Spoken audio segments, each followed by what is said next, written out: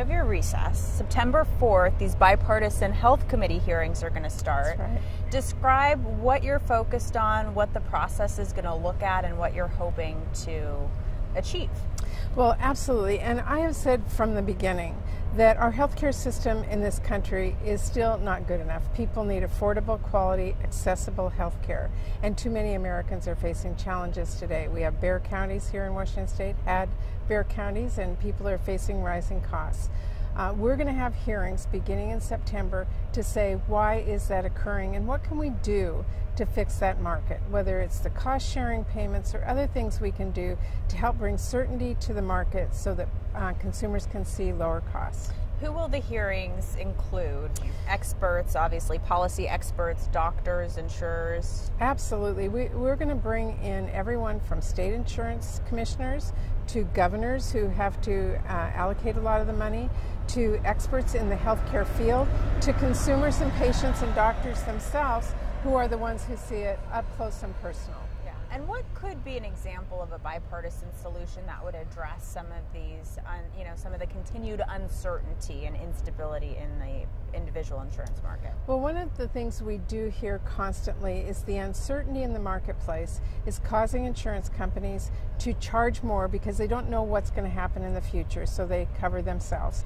We know that there is not enough competition in the market today, so how do we bring that in?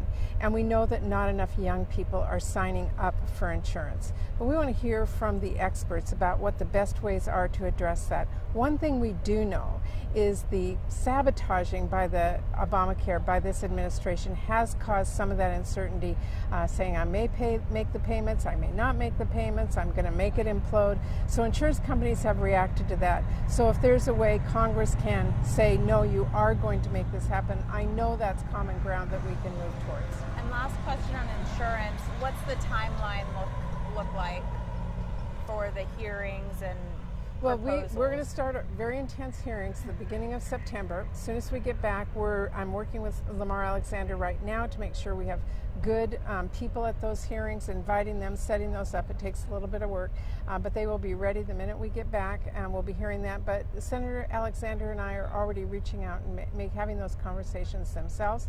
I'll be doing a lot of that over this recess, and so we can come in with a good knowledge base to get started. Okay, and now to immigration.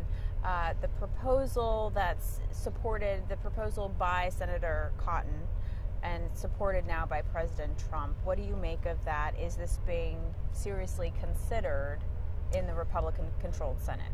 Well, there certainly are Republicans who are supporting it, but there are a number of Republicans who are not. The Senate itself has already passed bipartisan immigration reform. We know there are problems within the system, but the solution is not to be divisive or to put people down or to make remarks that make people live in more fear. We know that family unification is something we need to address. We know that in many of our industries today, making sure they have access to workers is important. We know businesses like our high-tech companies want to be able to access foreign workers. Why? Because when they come here, we help educate them, we train them, they create jobs here, rather than sending all our best and brightest someplace else. So yes, the immigration system needs to be reformed, but not in a way that just sparks fear among people who are already here. We are a nation of immigrants. We have grown because of them. We have learned from them, they have learned from us, and they have become outstanding citizens, just like the ones today that I'm about to swear in. And lastly, do you think that the Senate could work on something bipartisan in that subject area as well? Well, I do believe there is a good bipartisan group of people in the Senate who wants to move forward in the way we have before on bipartisan immigration reform. What I fear is we have a president today who won't support it.